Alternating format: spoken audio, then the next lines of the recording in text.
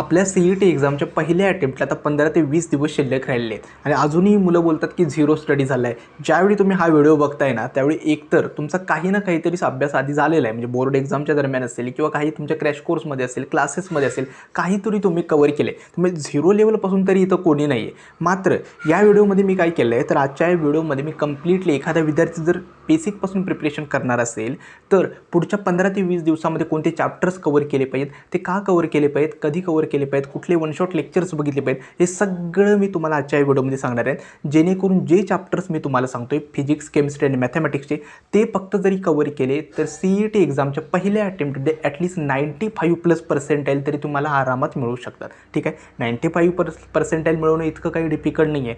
फक्त काय करा, 15 दिवसामध्ये मी जो आज रोडमॅप देतोय, जे चॅप्टर्स देतोय ते व्यवस्थित कव्हर करा. जितके MCQ सॉल्व करा सांगतोय ते व्यवस्थित कव्हर करा आणि ज्या काही टिप्स दिलेले आहेत ना त्या नक्की फॉलो करा. बिलीव्ह मी, पुढच्या 15 दिवसांमध्ये एक बेस्ट स्कोर 95+ तुम्ही आरामात स्कोर करू शकाल. तर सगळ्यांना नमस्कार, मी संदीप मिलके. आजचा जो व्हिडिओ आहे ना तो खूप खास आहे. एक तर पुढच्या 15 दिवसांमध्ये नाही, इन्स्टा असेल, हे काही जे तुमचे जिथे टाईम जास्त जातोय हे सगळे बाजूचे रिसोर्सेस असेल, क्रॅश कोर्स असेल, हे सगळे बाजूला ठेवा आणि सेल्फ स्टडीवरती फोकस करा. तर सुरुवात करूया आजच्या या नवीन व्हिडिओला.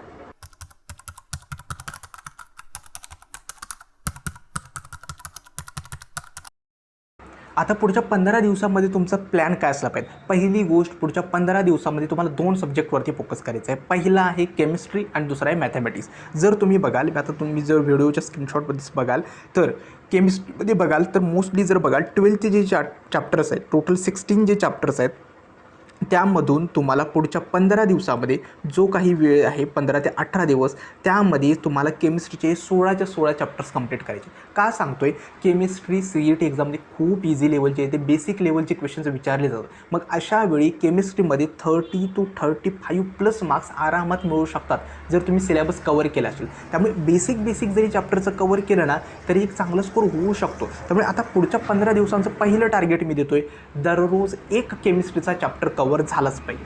ठीक आहे, म्हणजे पुढच्या CET एक्झामपर्यंत केमिस्ट्रीचा तुमचा 100% सिलेबस कव्हर होईल. ठीक आहे, मग आता कव्हर कसा करायचा आहे. एकतर तुम्ही जे क्रॅश कोर्स यूज करताय किंवा क्लासेसमध्ये यूज करताय त्या टीचरकडून समजतं असेल किंवा त्यांनी काही नोट्स दिले असेल त्या रेफर केला तरी चालेल, किंवा सोविन सर वगैरे आहेत ज्यांची, किंवा चिमूच केमिस्ट्री अशी काही 2-3 यूट्यूब चॅनल्स आहेत, त्यावरून जरी वन शॉट लेक्चरमधून थिअरी कव्हर केलीत आणि फक्त केमिस्ट्रीचे जेवढे काही क्वेश्चन्स भेटतात, PYQs असेल, ॲडिशनल MCQ असेल, सगळेच्या सगळे सॉल्व करा, टेक्स्टबुक फॉलो करा. एवढं केलं ना तरी केमिस्ट्रीमध्ये आरामात 35+ मार्क्स तुम्हाला मिळू शकतील. केमिस्ट्रीमध्ये सगळ्यात गरजेचे आहे टेक्स्टबुक फॉलो करणं आणि सतत रिवाईज करणं. नेम रिॲक्शन्स असतात ती पहिल्यांदा प्रायोरिटीनं पाठ करा. अगेन अँड अगेन काही रिॲक्शन्स आहेत त्या सतत विचारल्या जातात, त्यांना पाठ करा. तो पॅटर्न समजला ना एनफ आहे. त्यामुळे पुढच्या 15 दिवसामध्ये पहिलं टार्गेट आहे की तुम्हाला केमिस्ट्रीचे सगळेच्या सगळे चॅप्टर्स कव्हर करायचे आहेत, त्यांचे क्वेश्चन्स सॉल्व करायचे आहेत आणि सतत रिव्हिजन करायचं. कारण का होतं असं, तुम्ही पुढचे चॅप्टर्स कव्हर जातात पण तो मागचा जो सिलेबस आहे तो राहत जातो. ठीक आहे, सेकंड आपला आहे मॅथमॅटिक्स. मॅथमॅटिक्स तुम्हाला सेकंड प्रायोरिटी द्यायची आहे. 15 दिवसामध्ये तुम्हाला कुठले चॅप्टर्स कव्हर करायचे सांगतो. पहिल्यांदा पार्ट 1 तुमचा कव्हर असावा. पार्ट 1मध्ये पहिल्यांदा तुम्हाला ट्रिग्नोमेट्रिक फंक्शन्स, दुसरा आहे तो व्हेक्टर्स, तिसरा आहे लाईन अँड प्लेन. ह्या चॅप्टरमधून गेल्या वर्षी जर बघाल, हा सगळा जो डेटा आहे त्यानुसार प्रत्येकी 5 क्वेश्चन्स या 3 चॅप्टर्समधून विचारले जातात आणि खूप इम्पॉर्टंट आहेत पार्ट 1चे हे चॅप्टर्स. त्यामुळे लक्षात ठेवा, पहिल्यांदा काय करायचं, प्रत्येकी 2-2 दिवसाचा गॅप घ्या आणि ही ट्रिग्नोमेट्रिक फंक्शन्स 2 दिवसामध्ये कव्हर करा. त्यानंतर वेक्टर्स 2 दिवसामध्ये कव्हर करा. लाईन अँड प्लेन 2 दिवसामध्ये कव्हर करा. ठीक आहे, त्यानंतर 1-2 दिवस काय करा, जे उरलेले आणि सिम्पल टॉपिक्स आहे, जसं काही मॅथमॅटिकल लॉजिक आहे, मॅट्रायसिस आहे, त्यानंतर लिनियर प्रोग्रामिंग, ही इझी चॅप्टर्स आहेत. ठीक आहे, यामधून तुम्ही आरामात क्वेश्चन्स आणि हमखास येऊ शकता असे क्वेश्चन्स येतात यामधून. ठीक आहे, मग हे चॅप्टर्सना 1-2 दिवसामध्ये कव्हर करा. जेणेकरून काय होईल, 7 ते 8 दिवसामध्ये पहिल्यांदा तुमचा पार्ट 1चा चॅप्टर कव्हर होईल आणि या पार्ट 1 इझी लेवलचे क्वेश्चन्स विचारले जातात. ठीक आहे, आता येऊया पार्ट 2. पार्ट 2मध्ये तुम्हाला फक्त मी 3 चॅप्टर्स देतोय, त्यांना पहिल्यांदा टार्गेट करा आणि नंतर उरलेले चॅप्टर्स कव्हर करा. पार्ट 2मध्ये काय करायचं आहे, तर डिफरन्शिएशन, ॲप्लिकेशन ऑफ डेरिव्हेटिव्स आणि डिफरन्शियल इक्वेशन प्रत्येकी 3 ते 4 क्वेश्चन्स यामधून विचारले जातात. ठीक आहे, मग यांना 2-2 दिवसाचा गॅप घ्या आणि हे पहिल्यांदा टार्गेट करा. ठीक आहे, हे चॅप्टर जर कवर केले आत्ता जितके सांगितले पार्ट 1 आणि पार्ट 2, तुमचे टोटल 26 क्वेश्चन्स कवर होतात. इंटू 2 म्हणजे 52 मार्क्स फक्त हे चॅप्टर्स कवर करून देतील. ठीक आहे, आणि उरलेले जे 7 क्वेश्चन्स आहेत ते मग आपले सिम्पल जसे चॅप्टर्स आहेत, मॅथमॅटिकल लॉजिक आहे, मॅट्रायसिस आहे, त्यानंतर आपलं लिनियर प्रोग्रामिंग आहे, त्यानंतर आपलं प्रोबॅबिलिटी डिस्ट्रीब्युशन आहे, बायनॉमियल डिस्ट्रीब्युशन आहे, यामधून तुमचे 7 क्वेश्चन्स म्हणजे टोटल 33 क्वेश्चन्स तुमचे यामधून कवर होतील. ठीक आहे, मात्र आता या 26 पैकी सगळे क्वेश्चन्स तुम्हाला येणार नाहीत ना, एक्झाममध्ये काही ना काहीतरी गडबड होणार आहे. 7 क्वेश्चन्समध्ये पण काही ना काहीतरी गडबड होणार आहे. मग त्यासाठी तुम्हाला जर वाटत असेल की मला अजून चॅप्टर्स कवर करायची गरज आहे, मग तुम्ही काय करू शकता, कॅल्क्युलसचा जो पार्ट आहे इनडेफायनाईट, डेफायनाईट इंटिग्रेशन आणि ॲप्लिकेशन, त्याचे ॲटलीस्ट बेसिक कवर करा. म्हणजे त्याचे फॉर्म्युलाज काय आहे, थोडेफार PYQs वगैरे काय, म्हणजे सोपा क्वेश्चन्स आला ना तर तो तुमच्या हातातून मिस होणार नाही. ही असणारे मॅथमॅटिक्समध्ये काय करा, वन शॉट लेक्चर गणितांकाचे यूज करू शकता किंवा दिनेश सरांचं यूट्यूब चॅनलवरती जे आहे त्यांचे यूज करा. आणि वन शॉट लेक्चरमध्ये जास्तीत जास्त सांगतो थिअरी कवर करणे. ठीक आहे, त्याच्यामध्ये फॉर्म्युला तुमचे सगळे पार्ट असले पाहिजे, फॉर्म्युला समजून घेतला पाहिजे आणि पटकन काय करायचे, त्याचे गेल्या 3 वर्षाचे PYQ सॉल्व करायचे. ठीक आहे, एवढं मॅथमॅटिक्समध्ये करा. ठीक आहे, पहिली आपली केमिस्ट्री, त्यानंतर मॅथमॅटिक्स. ठीक आहे, आता येऊया फिजिक्समध्ये. फिजिक्स मला माहिती आहे की भरपूर मुलांना हे येतं, मात्र ज्यावेळी तुम्ही 95% 99कडे स्कोर करताना त्यावेळी मित्रांनो हे फिजिक्स ना इम्पॉर्टंट आहे. कारण का फिजिक्सला तुम्हाला इग्नोर करून चालणार नाही. मी काय केलं आहे, 11चे चॅप्टर्स राहू द्यात, मी 12चे ना चॅप्टर्स तुम्हाला दिले आहेत जे हाय वेटेज चॅप्टर्स आहेत आणि इझी आहेत. याच्यामधून क्वेश्चन्स आहेत ना थोडेफार इझी लेवलचे विचारले. मग असे चॅप्टर्स मी दिले, तुम्ही याचा स्क्रीनशॉट घ्या किंवा ते तुमच्याजवळ ठेवा आणि हे चॅप्टर्स पहिल्यांदा कवर करा. मग ते रोटेशनल डायनॅमिक्स पार्ट 1चे जे आहेत त्यापासून ते वेव्ह ऑप्टिक्सपर्यंत आणि पार्ट 2 मधले आपले EMI आणि AC सर्किट्स आणि सेमीकंडक्टर इव्हन हे 2 सुद्धा चॅप्टर्स इथे आहेत. मग पुढच्या 15 दिवसामध्ये हे चॅप्टर तुम्ही कवर करा. फिजिक्समध्ये सांगतो फक्त PYQsवरती फोकस करा. PYQs केले, त्याचा पॅटर्न समजला तर ते questions again and again repeat होऊ शकतात. हे होतं तुमचं 15 ते 18 दिवसाचं नियोजन, ज्याच्यामध्ये तुम्हाला फक्त जे चॅप्टर्स दिलेले आहेत ना मी तेवढे कवर करा. तेवढे जर कवर केलेत, हमखास सांगतो 95% प्लस आरामात मिळू शकतात. ठीक आहे, आता फिजिक्ससाठी जर बघाल तर तुम्ही ना मोस्टली फिजिक्ससाठी RG लेक्चर्स वगैरे आहेत किंवा मुकेश सर वगैरे त्यांचे लेक्चर्स वगैरे बघितले ना वन शॉटमधून आणि फॉर्म्युला पाठांतर केला तेवढं होऊ शकतं. चॅप्टर्स कवर करणं म्हणजे काय, फक्त आहे काय फॉर्म्युला पाठ करणं, तो समजून घेणं आणि त्या चॅप्टरचे फक्त गेल्या 2-3 वर्षाचे PYQ सॉल्व करणं, म्हणजे तुम्हाला अंडरस्टँडिंग आहे. एवढं केलं ना तो चॅप्टर कवर झाला. आता स्पीड वाढवावी लागणार आहे. ठीक आहे, हे होतं 15 आता त्यानंतर येणार आहे एक्झामच्या आधी पुढच्या 4 ते 5 दिवसामध्ये तुम्हाला काय करायचं आहे, ही जशी आपली एक्झाम आहे ना त्याच्या आधी 5 दिवसामध्ये फुल सिलेबस मॉक टेस्ट लावायचे. ठीक आहे, आणखीन मॉक टेस्टसोबत स्कोर इम्प्रूव्ह म्हणजे करायचं. म्हणजेच सांगतो काय करायचं, सपोज एक्झामच्या आधी मी पहिल्या दिवशी काय करेल, एक फुल लेंथ मॉक टेस्ट दिली, त्याच्यामध्ये मला समजा 68 फक्त स्कोर आला. ठीक आहे, म्हणजे 68 मार्क्स आले आउट ऑफ 200.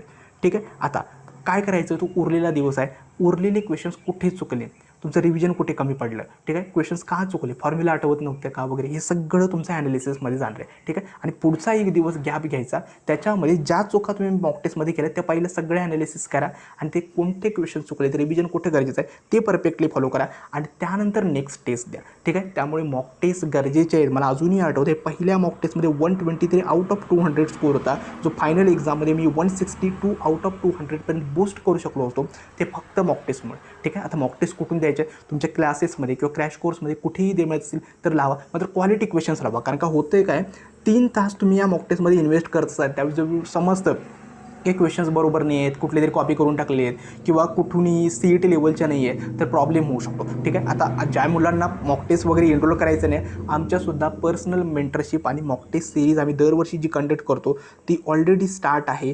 ज्यांना एनरोल करायचं नाही नक्की एनरोल करा.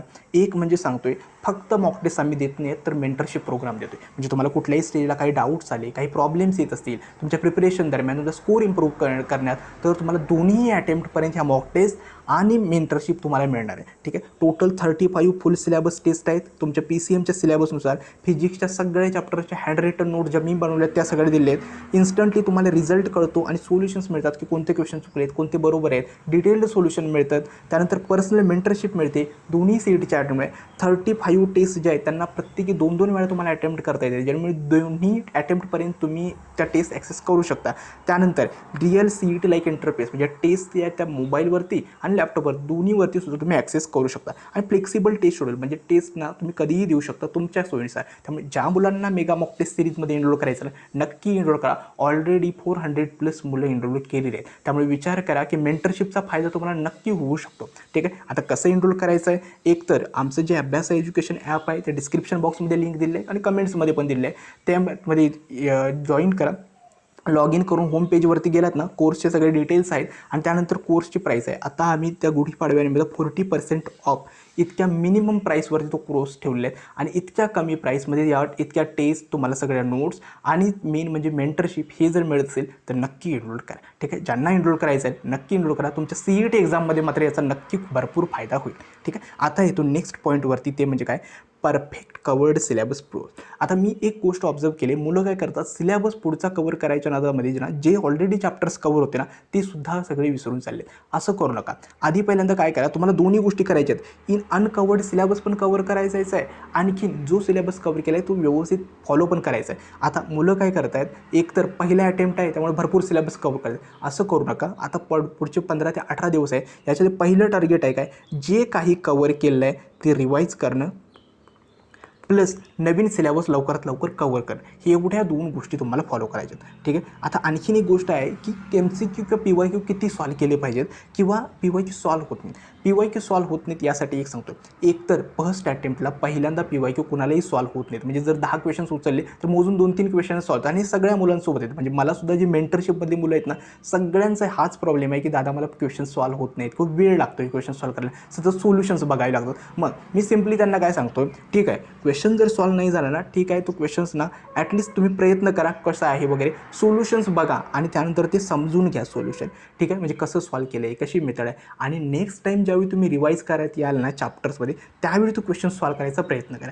ठीक आहे, हाच पॅटर्न तुम्हाला फॉलो करायचा आहे. हा मी सुद्धा फॉलो केला होता.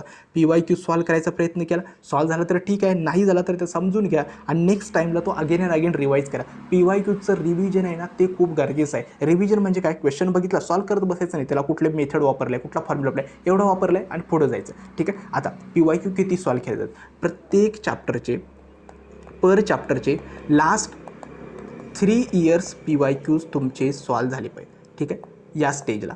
आणि जर वाटत असेल की मला अजून प्रॅक्टिसची गरज आहे, मग तुम्ही लास्ट 2 इयर्सचे अगोईन तुम्ही सॉल्व करू शकता, म्हणजे टोटल 5 इयर्सचे सॉल्व करू शकता. परंतु लास्ट 3 इयर्सचे PYQ सॉल्व झाले, जे questions again and again repeat होतात त्यांना तुम्ही म्हणजे निग्लेक्ट करू शकता. ठीक आहे, हे होतं क्वेश्चन. मात्र जेवढे जास्त MCQ सॉल्व कराल तेवढी जास्त पॉसिबिलिटी आहे 99+% मिळवण्याची. ठीक आहे, अगेन अजून एक लक्षात ठेवा, तुक्का ट्रिक्स वगैरे ट्राय करा, म्हणजे क्वेश्चन्समध्ये ट्राय करता. सगळेच क्वेश्चन CETमध्ये सोडवायचे नसतात किंवा अटेम्प्ट करायचे असतात. काही क्वेश्चन्समध्ये तुक्का ट्रिक्स यूज करावी लागणार आहेत. मग त्याची महत्त्वाची आहे ना, त्याच्यावरती मी डिटेल व्हिडिओ बनवतो की तुक्का ट्रिक्स कुठे अप्लाय करायचं आहे, किंवा ऑप्शन इलिमिनेशन टेक्निक आहे, किंवा रिअल टाईम गेसिंग्स आहेत. मग असे कसे फॉलो करायचे त्याबद्दल मी एक नक्की व्हिडिओ बनवतो डिटेलमध्ये, तो तुम्हाला नक्की हेल्प होईल. आणखीन एक आहे म्हणजे काय, हा पॉईंट, एकतर आता भरपूर असे क्लासेस आहेत किंवा क्रॅश कोर्स आहेत, हे फक्त स्वतःचा सिलेबस मागे कवर करायच्या लागले ना, तुम्हाला समजतं आहे क्वेश्चन सॉल्व होत आहेत याच्याकडे त्यांचं काही लक्ष नाही आहे. तुमच्याकडून त्यांनी पैसे घेतलेत याचा अर्थ त्यांना सिलेबस कवर करायचं आहे एवढं त्यांचं एम आहे. मग अशा सिच्युएशनमध्ये जर वाटत असेल क्लासमध्ये किंवा त्या क्रॅश कोर्समध्ये माझा टाईम जास्त जातो आहे, त्यापेक्षा सेल्फ स्टडीवरती फोकस करा. काही असे इन्स्टावरती वगैरे टाईमपास वगैरे ह्या सगळ्या गोष्टी पुढचे 15 ते 20 दिवस बाजूला ठेवा. काही युजलेस अपडेट्स आहेत, CET सेटकडून सर्वांना फ्री मार्क्स जाहीर, ठीक आहे, किंवा बोर्ड एक्झामकडून सगळ्यांना ग्रेस मार्क मिळणार आहे, CET सेलकडून मुद्दाम ते न्यूज चॅनलचे थंबनेल्स वगैरे यूज करायचे आणि तुम्हाला डिस्ट्रॅक्ट करायचं आहे. आपल्याला वाटतं की बाबा ही न्यूज खरीच आहे, परंतु असं काही नाही आहे. लक्षात ठेवा, जे जेन्युइन चॅनल्स आहेत ना नक्की फॉलो करा. मी माझ्या चॅनलवरती पण देत असतो, त्यांना फॉलो करा. उगाचच कुठेही या थंबनेल्स युजलेस व्हिडिओमध्ये टाईम तेवढा वेस्ट करू नका. ठीक आहे, आय होप तुम्हाला आजचा हा व्हिडिओ समजला असेल. छोट्या छोट्या टिप्स होत्या. शेवटी एक सांगतो, रिव्हिजनवरती जास्तीत जास्त पुढचे 15 ते 18 दिवस फोकस करा. ठीक आहे, आजचा हा व्हिडिओ कसा वाटला हे देखील मला कमेंट सेक्शनमध्ये सांगा. ज्या विद्यार्थ्यांना पर्सनल मेंटरशिप परत प्लस मॉक टेस्टमध्ये एनरोल करायचं आहे नक्की एनरोल करा. तुमच्या दोन्ही अटेम्प्टमध्ये याचा नक्की बेनिफिट होईल. आजचा व्हिडिओ मी इथेच थांबवतो. धन्यवाद.